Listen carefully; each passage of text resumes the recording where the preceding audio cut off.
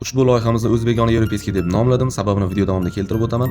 Assalomu alaykum qadrli kuzatuvchilar. Ushbu loyihamizni Namangan viloyati Norin tumaniga tayyorlab berdik.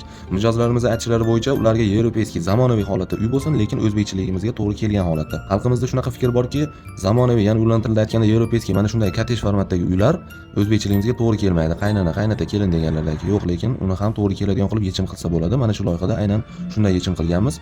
Bir boshdan tushuntirishni boshlayman. Hozirroq like bosib, obuna bo'lishni unutmang. Ko'chadan kirganda bizni mana shunday navis kutib oladi va o'ng qo'lda bitta katta 4 metrga 7 metrli mehmonxona qilib berganmiz.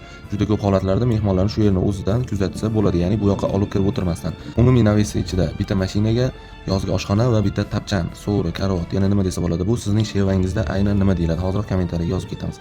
Shu yerni o'zida ovqatlarni uzatib, oilaviy ovqatlanib o'tirsa ham bo'ladi, albatta issiq kunlarda.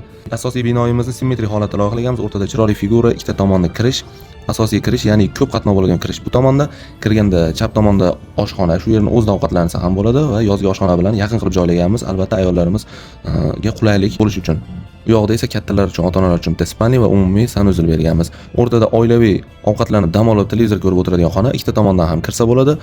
Bu tomonda xuddi simmetrik holatda o'sha o'lchamlarda bitta mehmonxona, yotoqxona va bolalar xonasi, yotoqxona ichida sanuzili bilan.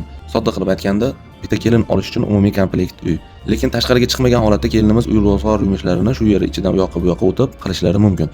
Va bu tomondan ko'rib turganingizda devorni sindirib ketganmiz. Nima uchun?